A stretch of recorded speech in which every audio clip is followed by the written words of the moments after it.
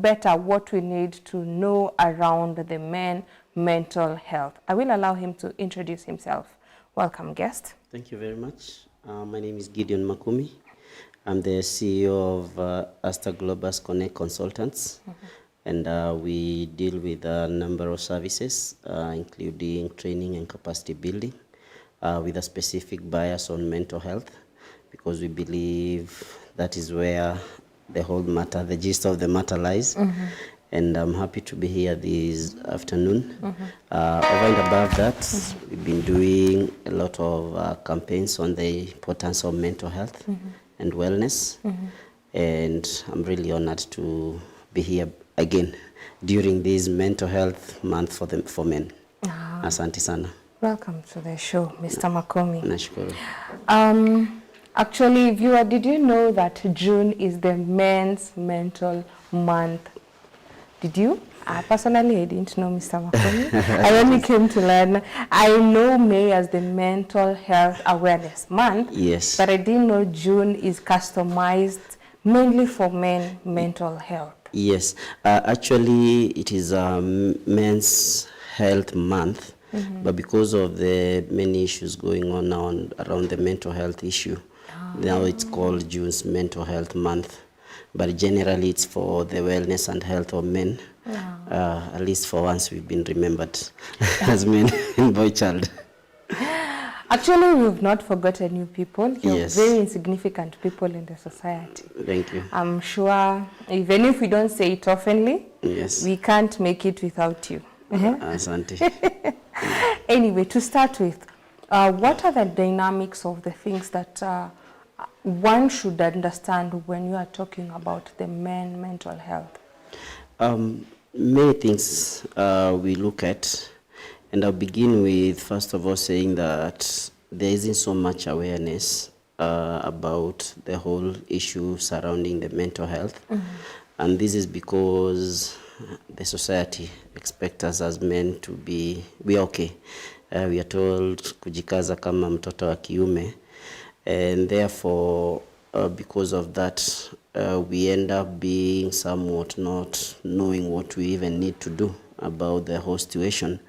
And for that reason, we find that statistics are showing that men are the majority that are dying out of suicide compared to women. It is said that the women are the majority that attempt, or rather contemplate suicide, but the ones who go and actually implement and are able to, and nowadays you're saying it's not committing suicide, it's dying by suicide, because you don't want to victimize the people who have died because of suicide.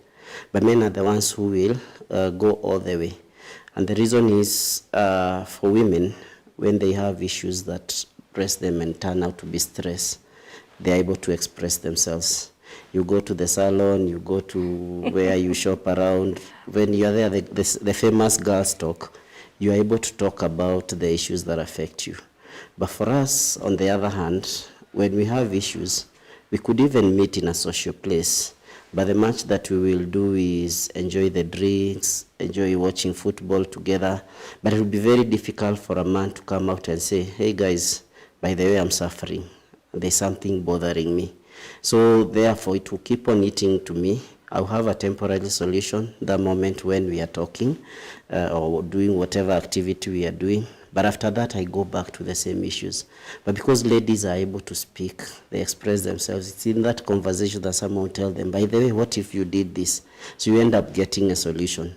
And you know, sometimes we say even talking itself is therapeutic. But for us, because of the way we've been socialized, because of the way the society takes us, we expected to be strong. We are not supposed to show emotions. We therefore end up suffering in silence. And it is that silence that ends up now taking us to the grave, because we feel like no one understands us. There's nothing we can do. We are not able to give solutions. And therefore, the only option then is to take the permanent solution, which is killing yourselves. Yeah. And ask you this. You've pointed out very clearly that women were able to talk it out amongst us in the girl circle, in whatever forum we find ourselves in.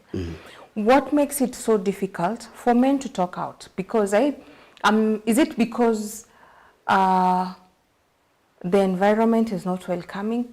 Because I feel if I'm going out with my girls and have an opportunity to talk about issues, you still are presented with the same. If you're going out for drinking, if you're going out for football, maybe after that you can just, why is it so hard for men to talk about it to fellow men? We say we are a product of nature and nurture. And when we talk of nature, this is what you cannot change. It's the environment. And nurture now is the way we are socialized. And that one plays a major role.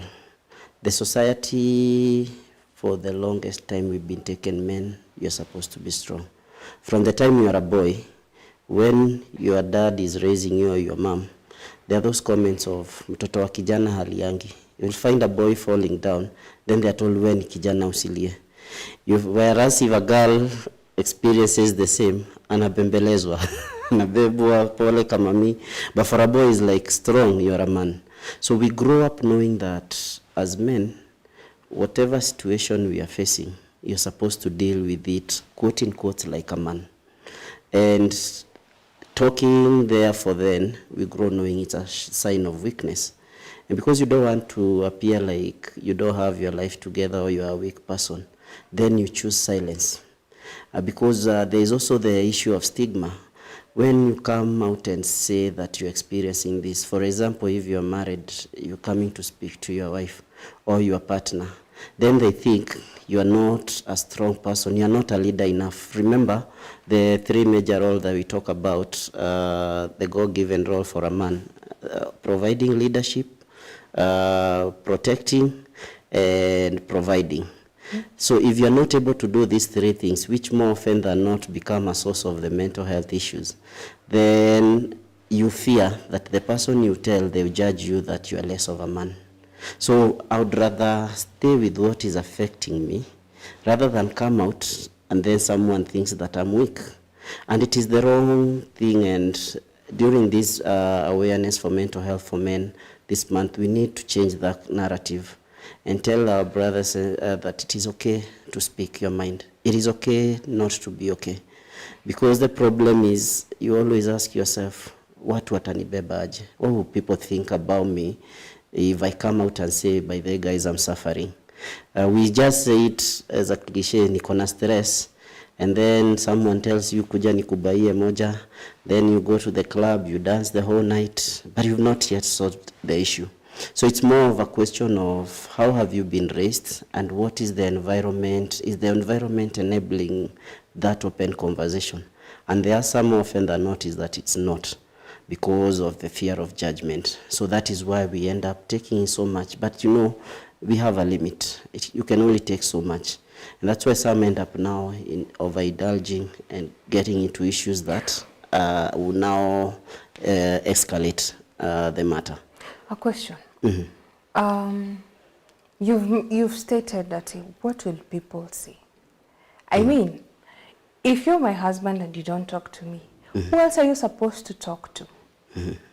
That's my own perspective of thinking. Yes. Because if you cannot open up to me, and also you're not able to open up to your friends, by the end of the day, you are the one who is suffering. Yes.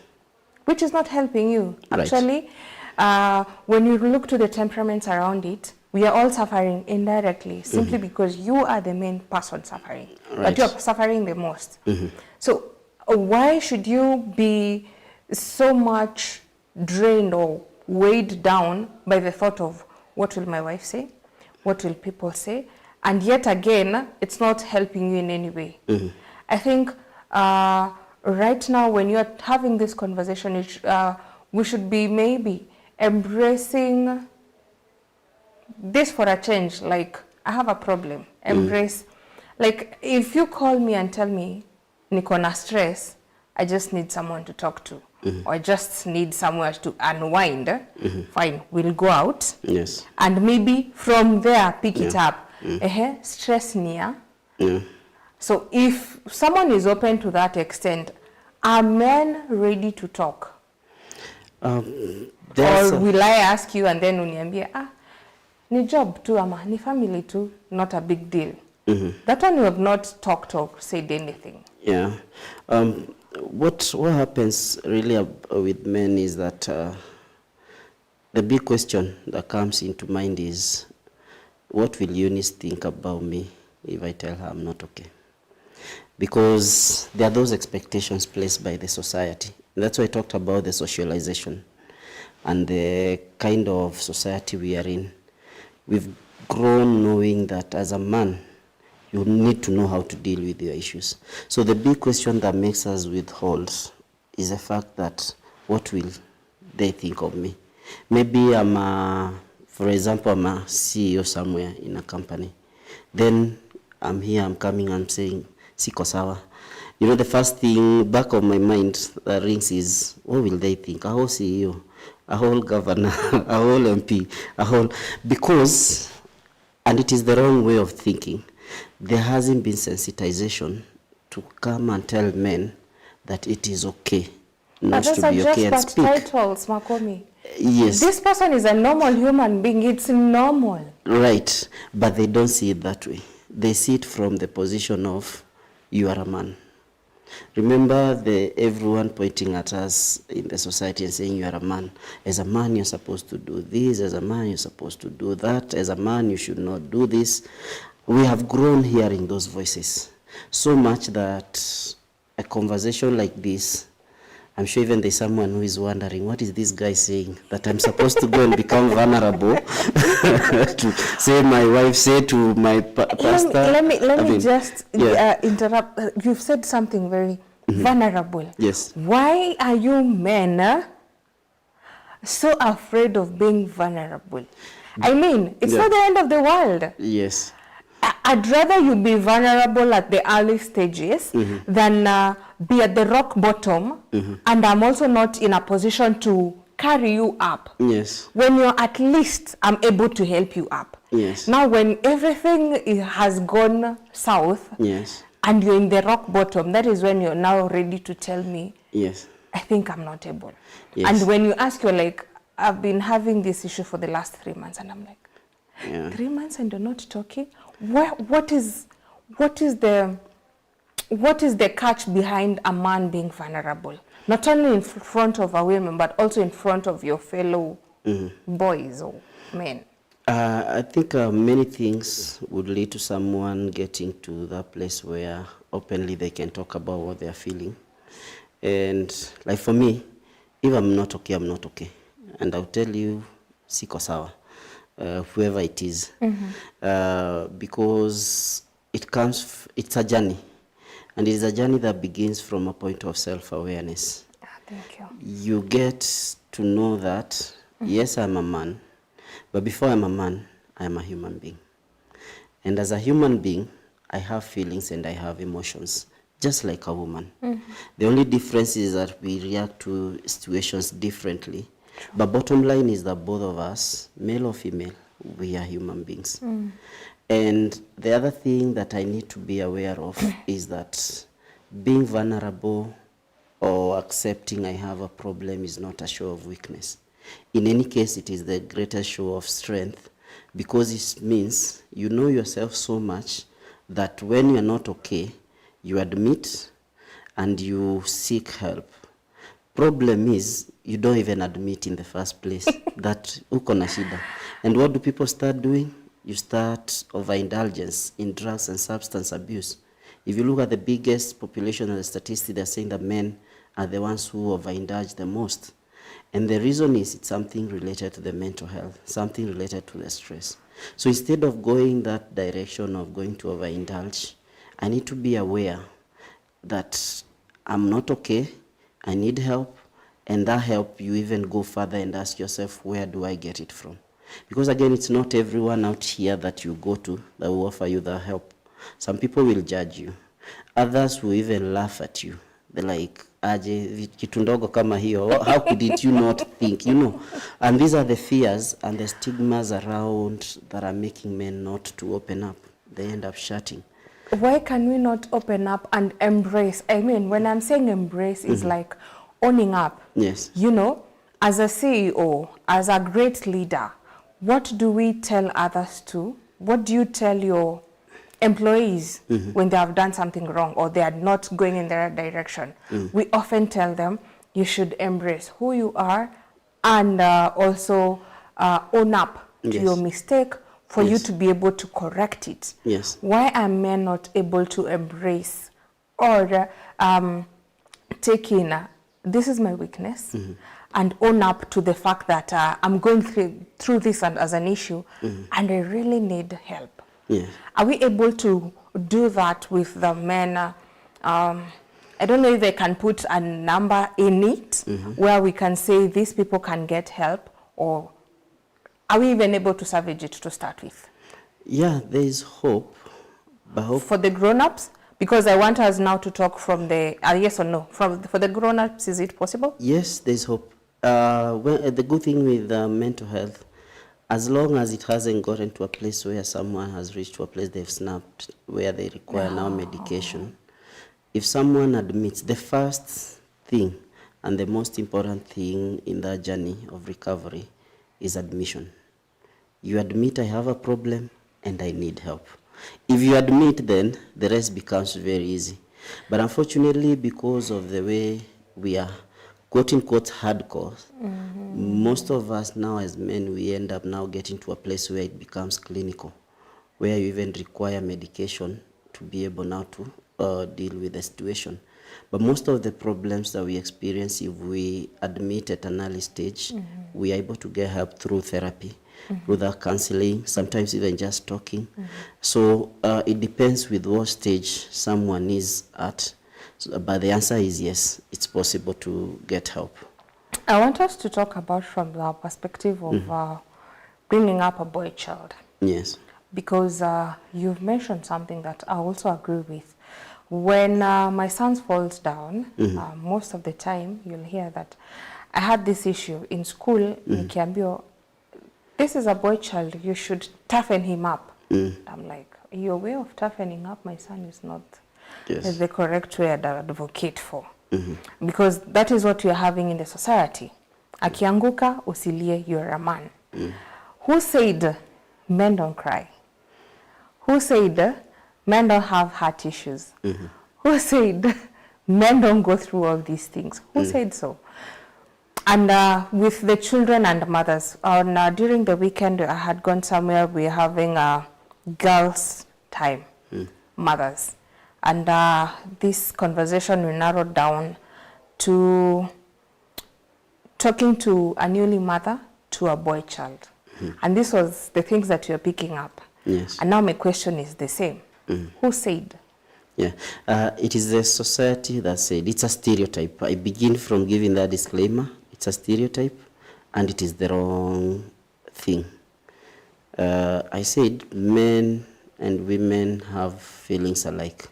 It is just that, of course, when we are looking at other dynamics, we say that women are emotional, men are logical.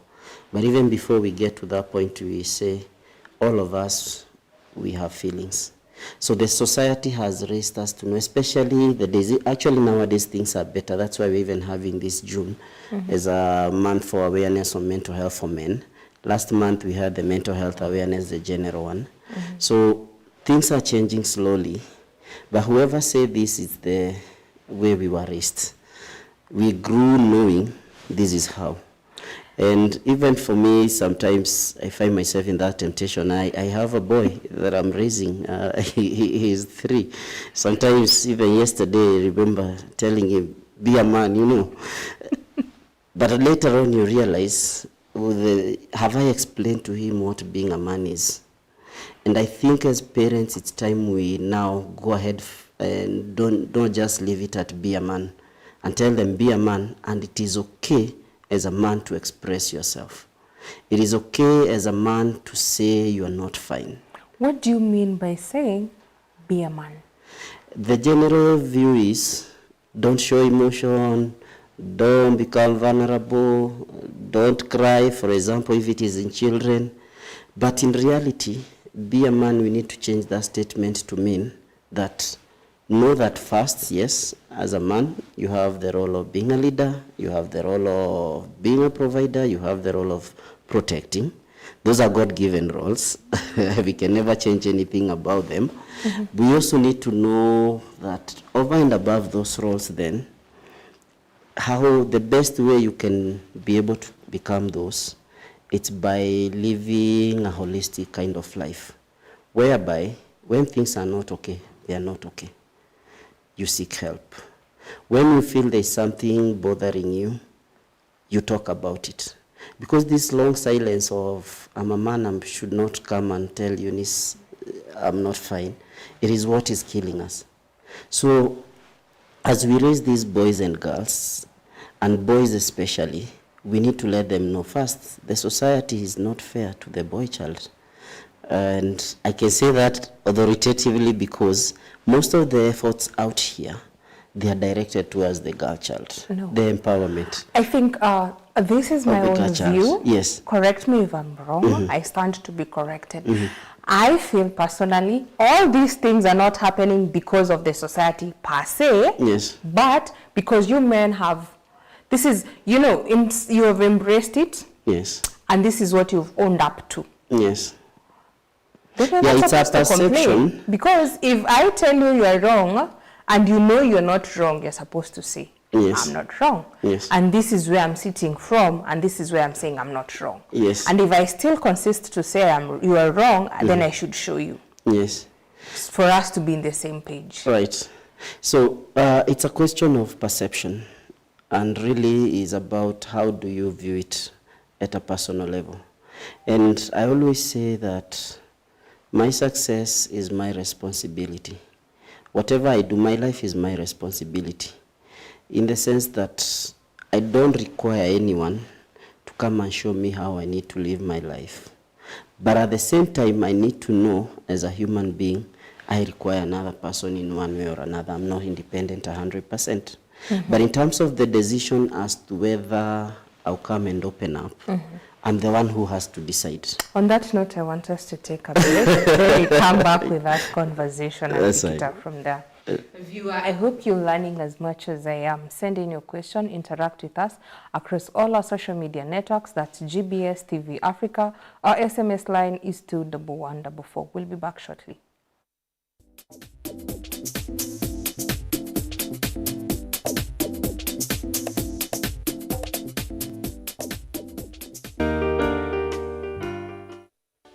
So through the four gospel books, Matthew, Mark, and Luke, John, we can know the heart of Jesus in depth. 그리고 우리가 느끼는 그 예수님을 성경을 통해 느낄 수 있어서 너무 감사합니다. And the Jesus that we can feel him through the scriptures, and I'm very thankful about that. Jesus Christ came to this earth for our sins. 지셨고, he carried our sins. 십자가에 못 박혀 죽어 죄의 형벌을 당하셨고, and he was crucified, and he received the punishment for sins. 무덤에 들어가셨다가, and he was put into the tomb. 사흘 만에 부활하셨습니다. and resurrected in 3 days. 이것이 우리가 말하는 복음입니다. This is the gospel that we speak. 예수님께 우리 죄를 위해 죽으신 이야기. About how Jesus died for our sins. The purpose of Jesus being crucified. 우리 죄를 담당하기 위하여 십자가에 못 박혀 죽으셨습니다. He was crucified to pay for our sins. 예수 십자가에 못 박혀 죽으심으로 우리 죄가 분명히 씻어졌는데. And through Jesus being crucified, clearly our sins have been washed clean. 참 안타깝게도 많은 사람은 여전히 죄인이라고 말합니다. However, unfortunately, many people still say that they are sinners.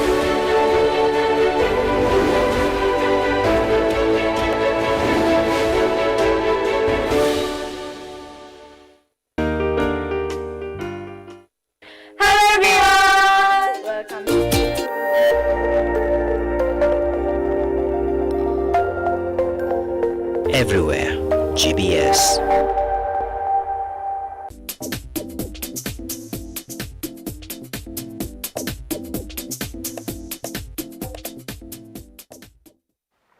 Welcome back, viewer, to Chungu cha Jamii. Today we are talking about men mental health. Do you have a man or men around you that are going through mental issues? Interact with us. Send in your question, your comments across all our social media networks. That's GBS TV Africa. Our SMS line is 21144.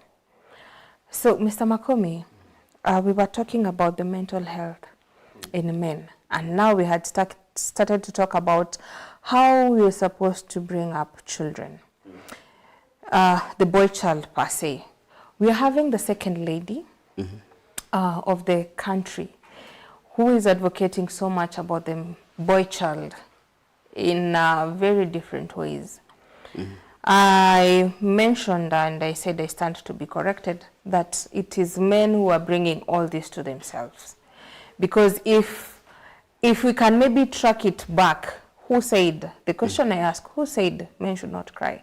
Who said men should? If we narrow it back to the genesis of it, 90% will find that it's a man who said so. Yes. And not a woman. Yes. So meaning it's the genesis of it all, it began from a man who thought it otherwise, maybe was going through issues. And during my research, you'll find that we've said men don't open up. But at the same time, if a man is going through an issue, with them not opening up, they subject other men to what they're going through. Victimizing them indirectly. Yes. For you to it's like bringing people to drown with you. I don't know which terminology even to use it. It's making it normal. It's the normal thing. Making it a no, it's like it's okay. This is how it's supposed to be. But is it even helping? It's not. And maybe I begin from the question you asked, who said so? It goes back to the days, the traditional days, and it is attached to something we call the gender roles. And when we are looking at the gender roles, there is a way our forefathers wanted the society to be. And there was the place of a man and the place of a woman. And sorry to say that the place of a woman was supposed to be oppressed by the society, and a man was supposed to somehow appear like their superior. And that's why before we went for break, I said now things have now changed, and now somehow the boy child is neglected. And that's why the second lady is doing a wonderful job in empowering the boys. So it started then, because if you are supposed to be superior, then you are not supposed to show any weakness. You are not even supposed to show like you are feeling pain. And that's why up to date in some communities, even when boys are going through initiation, they face it as it is, because you're being, in fact, you are told you're being initiated to become a man, which is true. But some of the things that are being taught, and if anyone has a different opinion on this, I say I'm sorry, but not really, is that some of them are passed by time. Because in this time and age, we need to raise our children in a manner that they know that if I'm a male and you're a female, if we work together, we make a better community. But if we fight each other and play what we call power plays and try to show that I'm superior than you, then we lose it. And that's why sometimes, and I've been in the NGO for the longest time, but I think I have a problem with the fact that us in the NGO world, we are just everything, all the efforts are going to the girl. We are trying now to bring the society together. You see even the 1/3 gender rule, you see something like, we call it, we're trying to show like a woman is weaker. I think we now need to change the narrative where from the time we are raising them, we make them know that this is your sister and what she can do. There is her role, there is her place in the society and role. There is my place as a man and my role. That way, then, we are not subjecting one to that narrative of you're supposed to behave in a certain way for you to fit in a society. Because that's what really did us injustice. Because we grew knowing I'm supposed to be the man, I'll go hunting. That's why you even hear things like there are pieces of chicken that are supposed to be eaten by men and not women. I mean, I've never understood that theory. And that's the same place where now this kind of conversation of a man is not supposed to cry, a man is not supposed to show emotion. In any case, back in the days, you will even be beaten for crying. So you are hardened, but that is not how life works. In this world, time and age, you are hardened in the wrong way, and it works against you, because then there is also a certain way you take women. You take them as weaker, you take them as people who are not supposed to be seen only and not to be heard.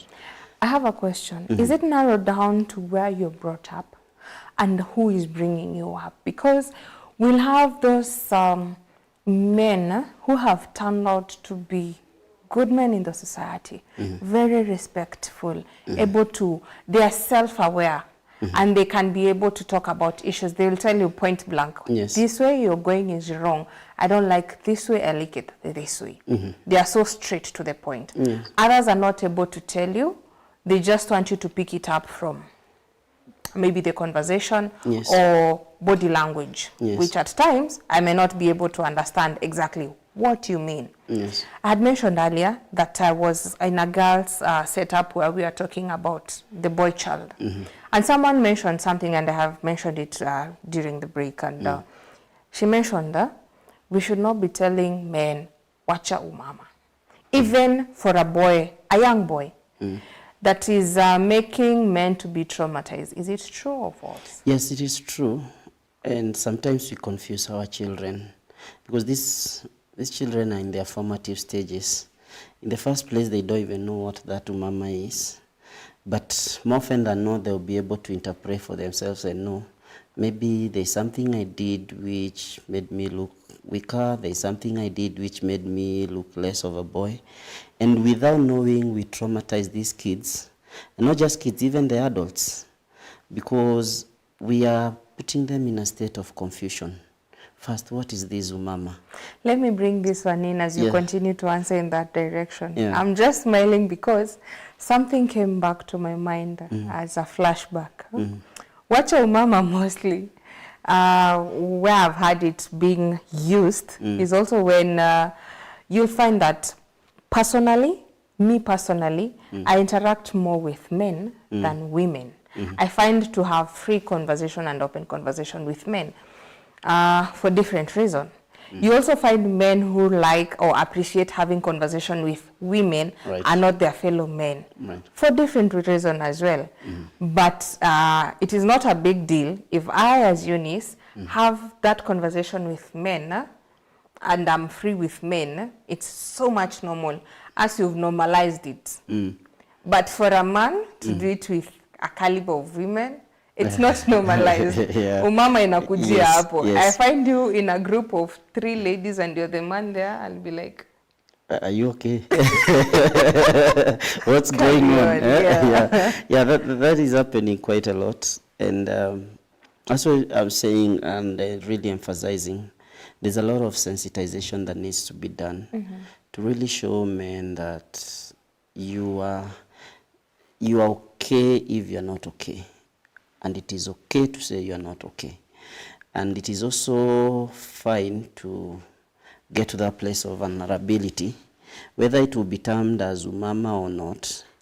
In fact, some of the things that they say is that men, machozi yao wakilia, wana meza, inaingia ndani. But for me, even encourage men, sometimes when you are down, your crying is therapeutic. True. Even if you lock yourself in that bedroom or you send them somewhere, give them some 2K, uende wakakule pizza, ubaki kwa nyumba ulie, it is fine. It doesn't mean you're weak. Of course, it would be very ironical if I was to cry in front of my daughter or my son. True. But sometimes find a way of letting it out. And letting it out is not umama. And also don't let people place value on you. You're the one who defines your value. You're the one who decides who I am. And it goes back to the conversation of self-awareness. And now we introduce a second element of self-esteem. How much value do you place yourself? And your value, I need to tell every man watching today that your value is not defined by anyone else. It is first and foremost by God who created you. He's the one who knew I'm creating Makumi. One day he will be on TV telling men that they have a purpose and they have value. And therefore it is only God who can really define me. Second person who would define you, it is yourself.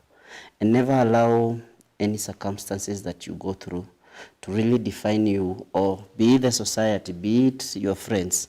Because when you allow that to happen, then you lose it. And your value doesn't change because of the circumstances that you go through. In fact, we usually, when I'm doing this conversation, we usually use the analogy of a note. Maybe perhaps I could quickly do that. What is this that I have here? 100. 100, yeah? It is a piece of paper. If I had another piece of paper, we'll still say both of them are papers. But if you are to choose, you'll choose this one, right? Why would you choose this one? It has value. It has value. When I fold it twice, does it become 50? No. When I do this, does it become valueless? No. When I place it here, still has value. and even step on it with this that issues, still has value, right?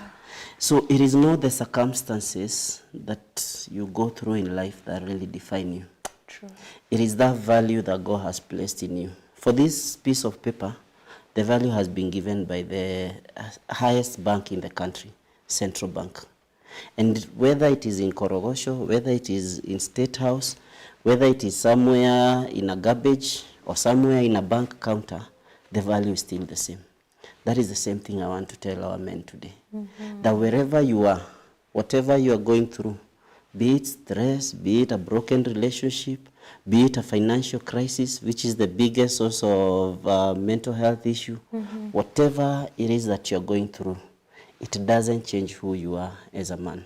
You are still a man, you are still a leader, you're still a provider, you're still a protector. You should walk with your head high and know that things may be tough this moment, but it will not always remain this way. True. You pick yourself up, dust yourself, go get help where it is, because there's some value in you. God didn't create you empty, and He didn't create you to die of stress or commit suicide or waste yourself in drugs and substance. That is so true, and that is also so profound. Viewer, I hope you have learned something from that demonstration. Actually, when you are talking about the traumas that also parents subject the boy child or the society subject, not only the boy child but everyone in the society. It's just that today we are narrowing it down to men. It's so huge, and more often than not, we do not realize it. We come to realize it very much later in life when in most of the time you're unable to reverse what has already been done. What are these steps that you would say as young parents? I understand we have, with the generation that we are in, I learned the other day that there is millennials, there's Gen Zs, and now I hear there is Gen Zs something. There's a new version of Gen Zs. I can't remember the name that it was placed there. And I'm like, how our forefathers and our grandmothers were brought up is definitely not the same way I was brought up, and it's also not the same way I'm bringing up my children. Right. How are we supposed to pass on those values? And if by any means I had missed those values, to pick those values, how am I able to learn and relearn so that I impact values of substance to my children currently? Okay, a very good question. And I'll start by saying you can never give what you do not have. Sure. And before I even come to how we can do that, I really like to encourage parents to be present in their children's lives, because that is where it all starts. The whole problem sometimes starts because we are leaving our sons and our daughters to be raised by our house helps, to be raised by our cousins, to be raised by our nieces. And these ones, as much as they are helping us, they will never raise that child. So to go to the question of how we can pass this, it starts by being present. It starts by intentionally knowing that I'm a parent, a father or a mother, and it is my responsibility to raise this God-given gift that I brought on earth. It is not anyone else. It is not the daycare. It is not the teacher's job. When we are doing trainings, I tell teachers, I tell parents, I tell people in a staff setting, it is your responsibility to raise your child. And I understand there are so many pressures in life. to do a lot to try and fend for them. I acknowledge that we have even single parents for different reasons, but as much as you can, be present and get involved in your child's growth and development. Because if you miss it during these formative stages, it becomes very difficult to get it at a later stage. And that's why the Waswahili said, mti mkunje ungali mbichi. Because there are some things you may never change when it gets to a certain age. So, and I love how you have said it, being intentional, even relearning. Sometimes, and that's why I started by you can't give what you don't have. If you want to become a role model to this child, there are things you must drop. There are things you must adjust. There are things you must change. And now that we are talking about men, I need to tell fathers, please be present. Si kazi ya mama kuraise mtoto. Of course they have, you blessed ladies, and God bless you for the grace that you have of being patient even with the children. But I also have a role as a father. And one of the biggest role is modeling this child. And I understand sometimes we have issues with relationship, broken marriages and all that. But I need to say this, as controversial as it may sound, that child wasn't there when you had your own differences. And therefore they should not suffer because of the differences that you have had. In one way or another, find a way of being part and parcel of the growth of this child, especially this boy child, because they need that father figure. They need someone to model. And if they don't have, then the next nearest person they will see, whether right or wrong, they model from that. And where situations do not allow for a father to be there, then there's always someone else, an uncle or someone else who can be there to play that role. But the thing is, don't allow children to have this adventure of life on their own, because they find all the wrong things. Be the exposure from the internet, be the exposure from the peers. They will learn from the wrong reason. Before we know it, that's how we end up losing our children to all these things that are happening around us. Very interesting. I want us to take a break. And when you come back, there's this question that has been asked. Can you explain the difference between therapy, counseling, and psychiatric services? Okay. Viewer, I hope you're learning as much as I am. Send in your question, interact with us across all our social media networks. That's GBS TV Africa, or SMS line is 21144. We'll be back shortly.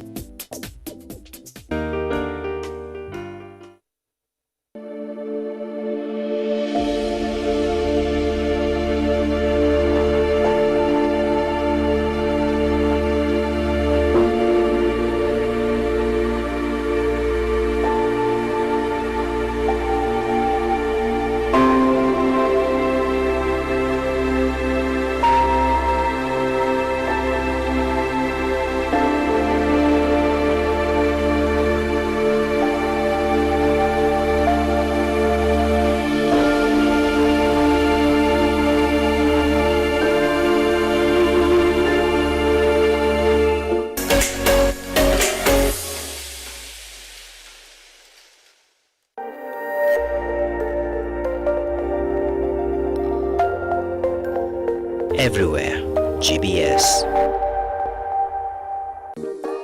Is the topic for me. Hebu watuambie wanabebanga wapi? Where? Anyway, I'm so excited about the topic.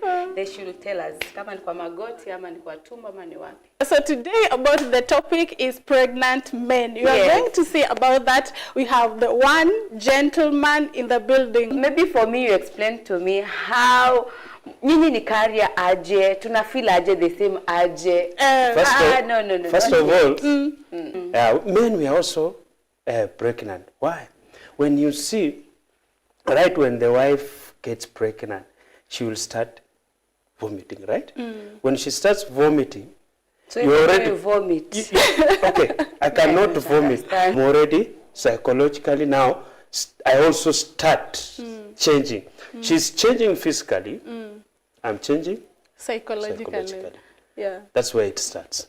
Okay. No. It's not only 9 months. Because also, kuna vitu nimegain from that pregnancy zenye zinafaa zitoke kwangu. Mishiri.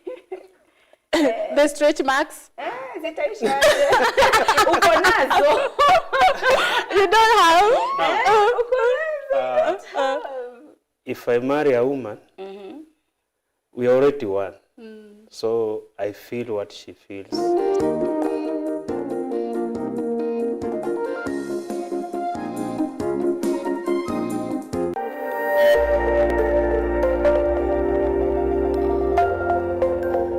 Everywhere, GBS.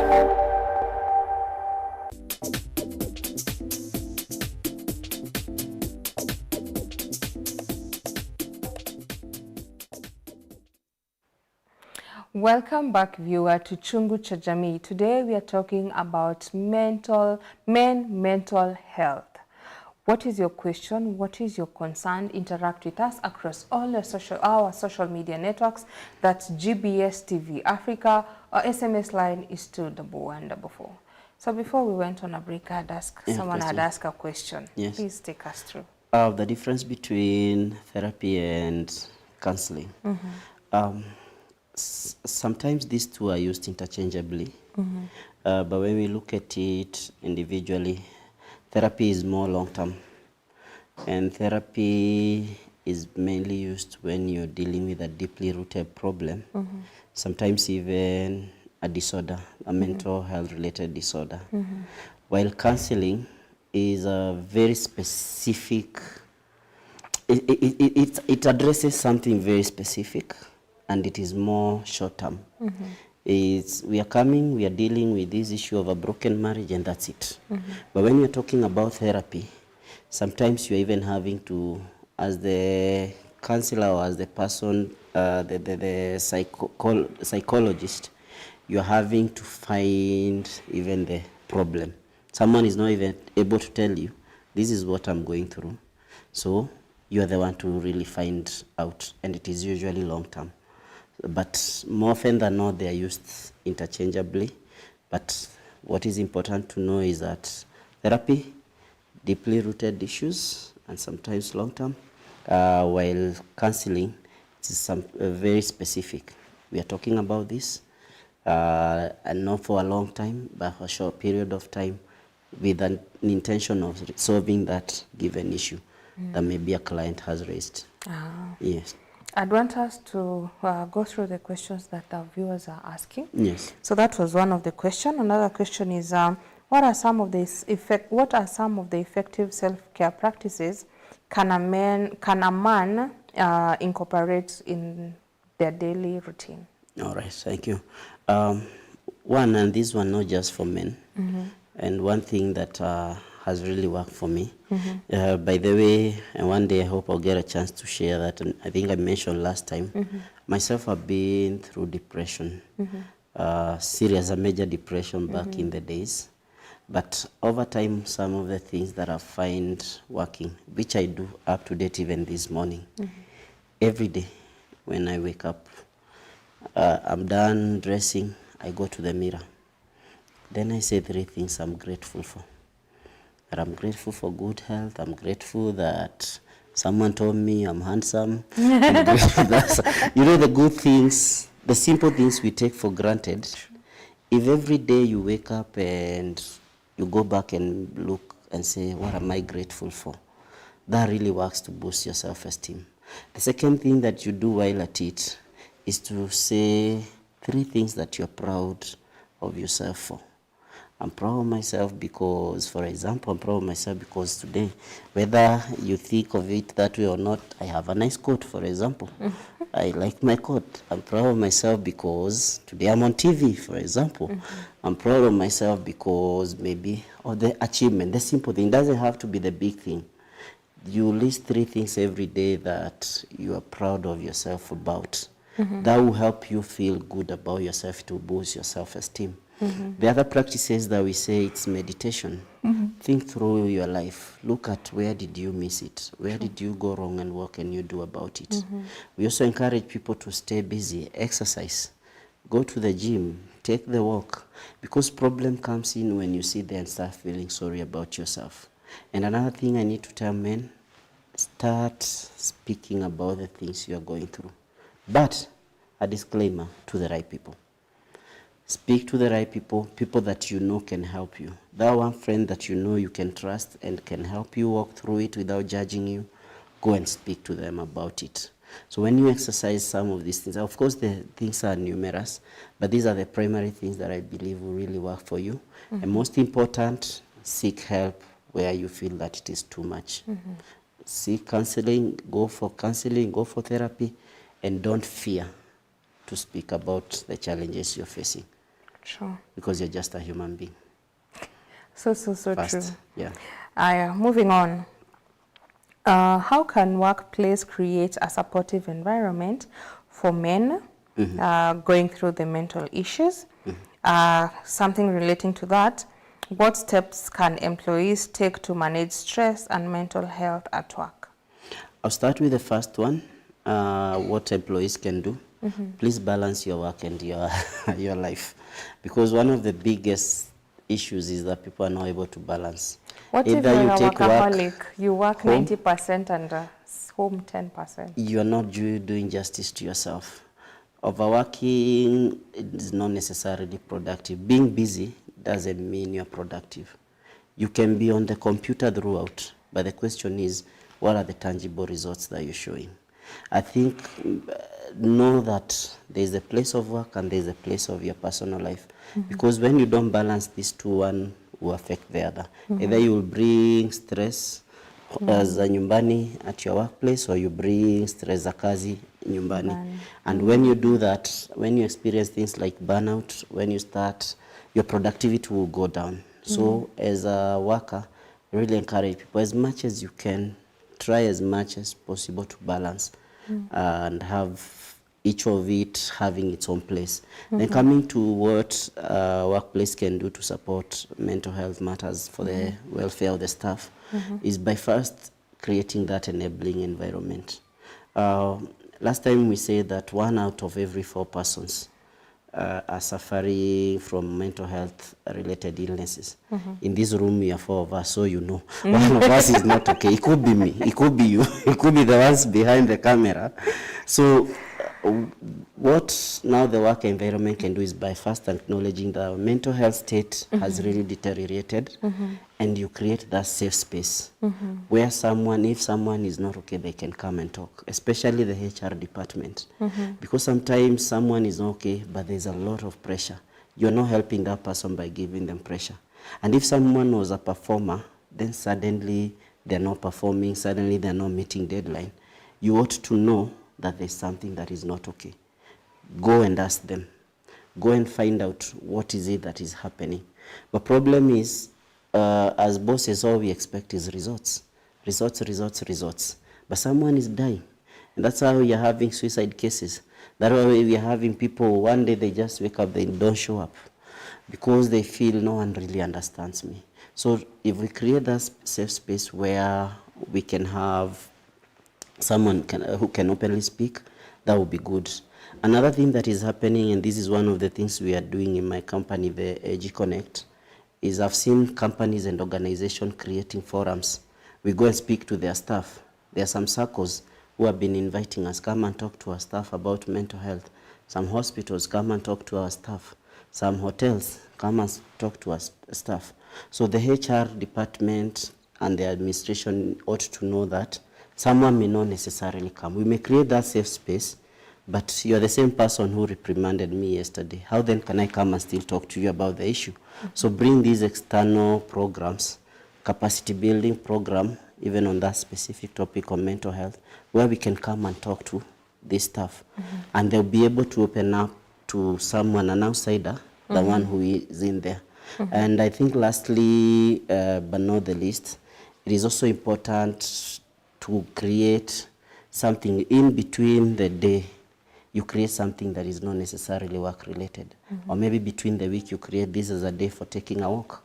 You create those team building, things that will get someone outside of the normal environment of work, so that then they are able to get some relief. I think those are some of the initiatives among many that can be done by an organization or an institution. Yes. I'm being told you're running out of time, so I'm not sure if I want to ask this, but maybe we can answer it online so that you can continue with this conversation online.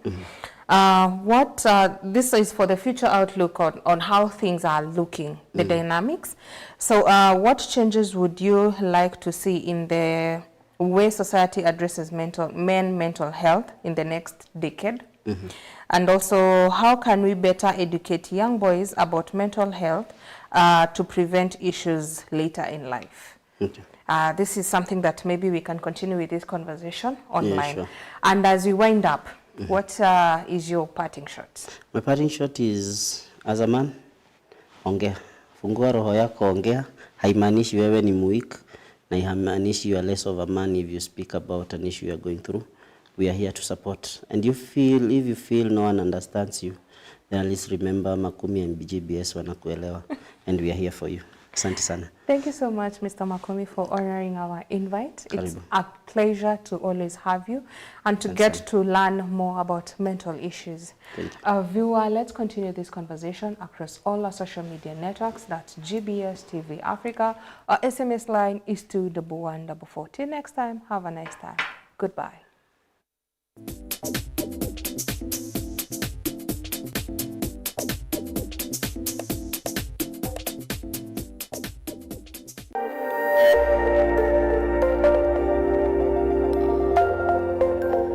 Everywhere, GBS.